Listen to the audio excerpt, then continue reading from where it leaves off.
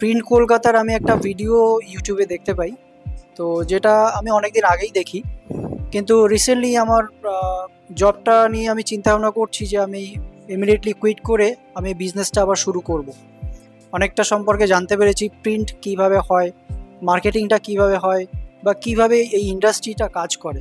তো সব মিলিয়ে আমি মোটামুটি একটা ভালো নলেজ গেইন করে যাচ্ছি এবং আশা করছি আরও নলেজ বাড়বে যখন আমি কোর্সটা স্টার্ট করছি।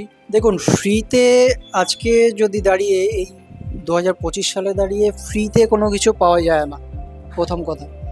আর ফ্রিতে যদি কিছু পাওয়া হয় সেটা একটা হিউম্যান সাইকোলজি ডিপেন্ড করে, যে এইটার উপরে কিন্তু কেউ গুরুত্ব দিতে চায় না যেটা ফ্রিতে পাওয়া যায় না। আমি ফেরত তো কখনোই চাইবো না, কারণ আমি এখান থেকে আশা করি আজকে যতটুকু আমি এখান থেকে নলেজ গেইন করলাম বা এক্সপিরিয়েন্স হলো, সেখান থেকে আমি দেখা যাচ্ছে তার থেকে ডবলই আমি পেয়েছি।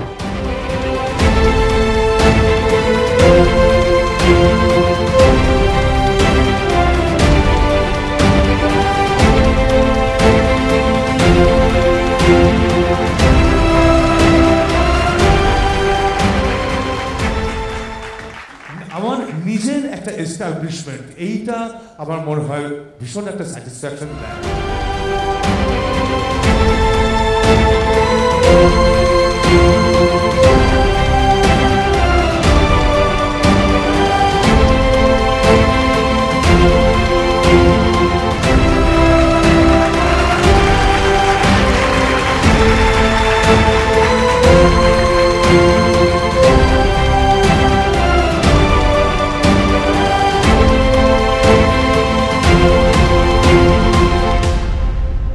একদমই না, বিনা পয়সায় কিছুই হয় না।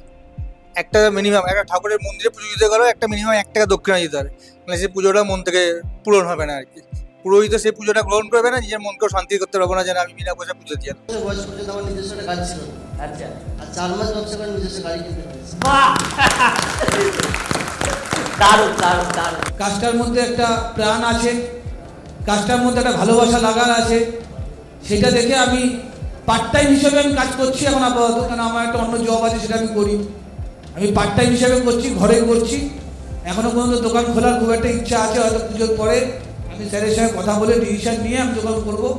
একটা ব্যানার আপনার 300 টাকাও হয় এবং কিছু কিছু পার্টি বুঝে 3000 টাকাও নেওয়া যায়। এটা নিজস্ব ব্যাপার, নিজস্ব কেরিয়ার।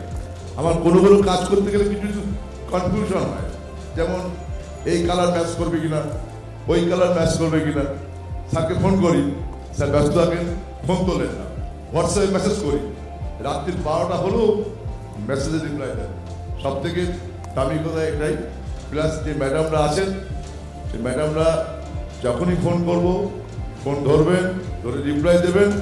এবং আমি এই পর্যন্ত কত ইনকাম করেছি সঠিক বলতে পারবো না,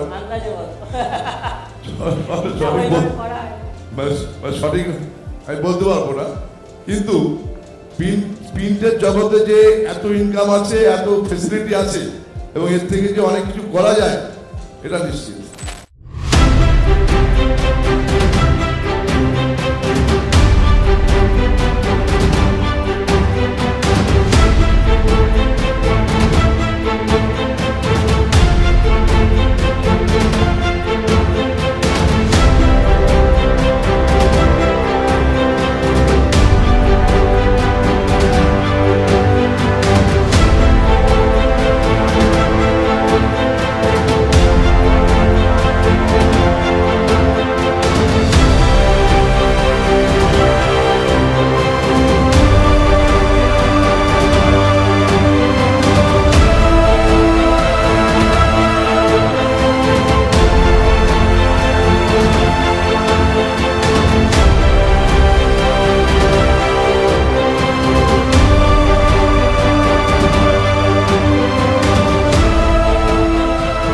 সোমাশ্রী ঘোষ, আমি রাজপুর সোনারপুর অঞ্চল থেকে এসেছি।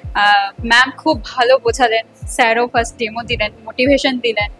ফার্স্টে ভাবছিলাম যে পারবো কি, বাবা মাকে তো কথা দিয়ে ফেললাম, কিন্তু এখানে আসার পর ভাবতে না ঠিক আছে দেখা যাক, হয়তো হবে। এখানে এসে প্রথমবার আমি এরকম মানে ফিজিক্যাল প্রিন্টিং এগুলো দেখলাম, তো সেটাতে অনেকটা ইন্টারেস্ট গ্রো হয়েছে। এবার আগামী দিনের যে মানে মডিউলসগুলো রয়েছে সেগুলোর ক্ষেত্রে আমি আগ্রহী, আমি অলরেডি রেজিস্টার্ড করে নিয়েছি। অবশ্যই অ্যাকচুয়ালি আমি এটা ইন্টারেস্টেড, অনেকদিন ধরে সুজিতার ভিডিও দেখছিলাম এবং ভিডিওগুলো দেখে খুব ইন্সপায়ার হয়েছিলাম। তার জন্য আমি কোর্সটা এটা অ্যাটেন্ড করলাম, সেমিনারটা আজকে। এবং সুজিতা যেভাবে করে বোঝালেন ডিজিটালি কী করে মার্কেটিং করা হয়, কী প্রিন্টিং বিজনেসটা কতটা গ্রো করতে পারে, সেটা খুব ভালো লেগেছে এবং আমি কোর্সটাও জয়েন করতে চাইছি। দেখেন, ইউটিউব দেখে যদি সব কিছু শেখা হতো তাহলে মা বাবার দরকার হতো না।